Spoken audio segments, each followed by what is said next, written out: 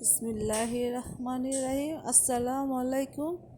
আজকে আমি তিতা ছাড়া কালো জিরার ভর্তা দেখাবো। এই ভর্তাটা অনেক মজা এবং খুব স্বাস্থ্যসম্মত, এগুলো শরীরের জন্য অনেক ভালো।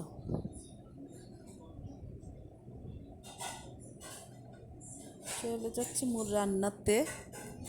আধা কাপ কালো জিরা নিলাম, তারপরে কড়াইতে খুব অল্প আঁচে আস্তে আস্তে তিলগুলো নাড়াচাড়া করে ভাজবো।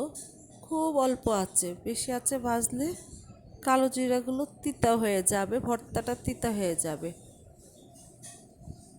চুলার আঁচ একদম কমিয়ে নিতে হবে, কমিয়ে নিয়ে এবং সেটা মচমচা করে ভাজতে হবে। ভাজা শেষ। এখন আমি 4-5টা মরিচ বিচি ছেড়ে মচমচা করে ভেজে নিয়েছি।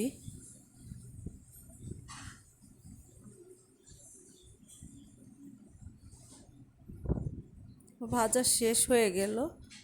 এখন আমি একটা ব্লেন্ডারে করে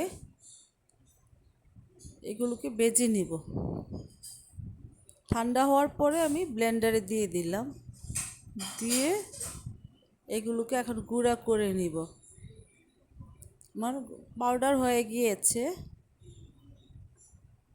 এখন এটাকে আমি সয়াবিন তেলের মতো 1 টেবিল চামচ সয়াবিন তেল দিব। সরিষার তেল দিলে ঝাঁঝালো হয়, তাই আমি সয়াবিন তেল এখানে ইউজ করেছি। এবং পেঁয়াজ দিব পরিমাণ মতো, 1 টেবিল চামচ দিয়েছি আমি।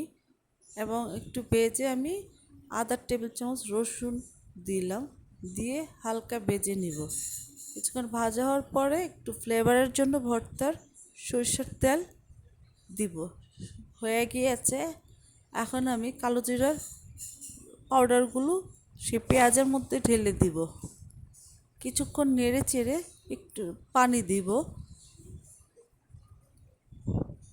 এবং আমি লবণ দিতে ভুলে গিয়েছিলাম। এখন আমি সেই লবণটা দিব, দিয়ে একটু বেশিক্ষণ রাখবো না, তিতা হয়ে যাবে। হালকা নেড়ে চেড়ে এখন আমি বাটিতে তুলে নিলাম।